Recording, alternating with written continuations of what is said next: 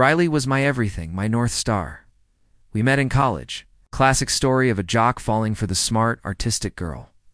Our love story felt like a movie, filled with laughter, late-night talks, and dreams of a future painted in the brightest colors. After graduation, I proposed under a sky full of stars at our favorite camping spot. Seeing that ring on her finger felt like I had secured the whole world. We got married, bought a little house with a porch swing, and started building a life I thought was perfect. For 5 years, it was. Riley's art career took off, and I was her biggest fan, celebrating every gallery show, every sale. I was climbing the ladder at my marketing firm, working hard to give her the stability she needed to pursue her passion. We were a team, Luke and Riley against the world.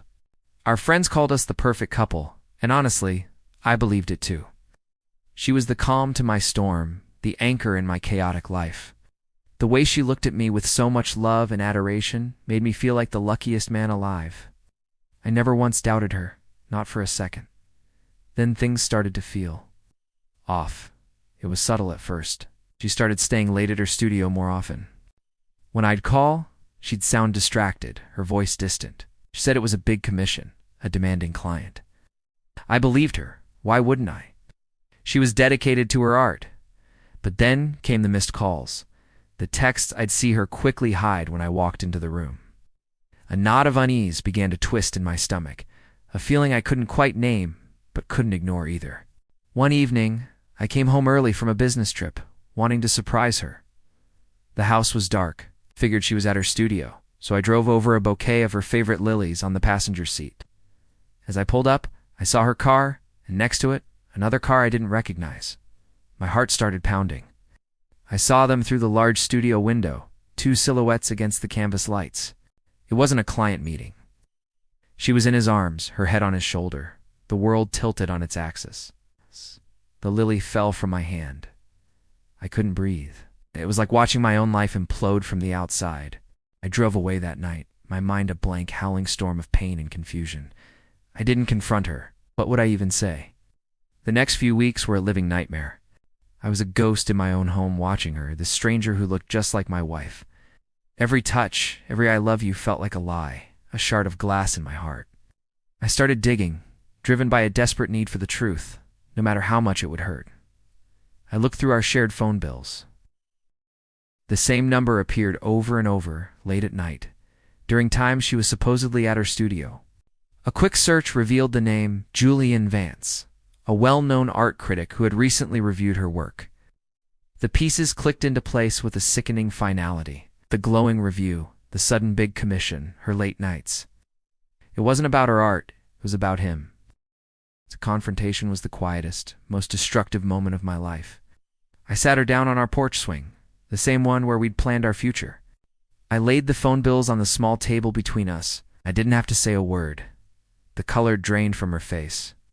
The truth, when it finally came out, was a torrent of tears and broken confessions. It had been going on for 6 months. He made her feel seen as an artist in a way she claimed I never could. Each word was a new betrayal. She said she still loved me, that she never meant to hurt me. But how could she say that? How could you love someone and systematically dismantle their world? The love I felt for her was so pure, so absolute, and she had tainted it, shattered it into a million unrecognizable pieces. The most painful part wasn't just the affair, it was the deception. It was looking back at the last 6 months and realizing every moment of happiness was a lie, a performance she was putting on. I asked her to leave. Watching her pack her bags, seeing the home we built get dismantled piece by piece, was an out-of-body experience. The silence she left behind was deafening. Ow. The first few months were a blur of anger and grief. Every corner of the house held a memory, now tainted. I felt lost, adrift in a sea of what-ifs and why-nots. My work suffered, my friendships frayed. I was a shell of the man I used to be. Some friends told me to hate her, to burn her memory. But I couldn't. Beneath the rage and the heartbreak, there was still a sliver of the man who had loved her more than anything. Hate felt like drinking poison and expecting her to be the one who suffered. It was only hurting me, keeping me chained to the past. Healing didn't happen overnight. It was a slow, grueling process. It started with small steps.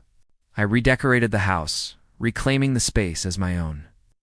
I threw myself into my work, not as a distraction, but as a way to rebuild my confidence. I reconnected with friends who had been trying to reach me. I also started therapy. Talking about it, getting it all out in a safe space, was a game changer. It helped me understand that her choices weren't a reflection of my worth. It wasn't that I wasn't enough. It was that she was broken in ways I couldn't fix. One of the most important lessons I learned is that forgiveness isn't for the other person. It's for you. It's about letting go of the anger that's weighing you down. I don't know if I'll ever fully trust someone in that all-in way again, and maybe that's okay. The scars are there, a reminder of the pain. But they are also a testament to my survival, to my strength.